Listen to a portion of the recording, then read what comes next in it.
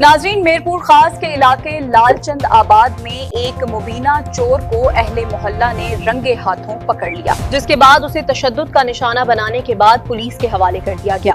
तफसीलात इमरान अली की रिपोर्ट में देखिए आज तक न्यूज के साथ। आप देख रहे हैं आज तक न्यूज, खबर सच के साथ।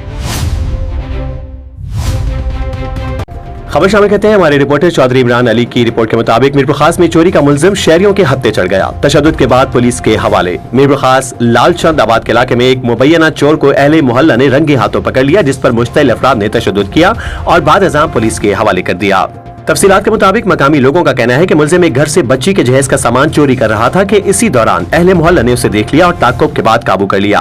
बताया जाता है कि मुलजिम नशे का आदी है और इससे कबल भी इलाके में मशकूक सरगर्मियों में मुलविस रहा है। ऐनी शाहिदीन के मुताबिक मुलजिम को पकड़ने के बाद कुछ अफराद ने इसे तशद्दुद का निशाना बनाया, ताहम बाद में सूरत हाल को काबू में लाते हुए उसे कानून नाफिज करने वाले इदारों के हवाले कर दिया गया।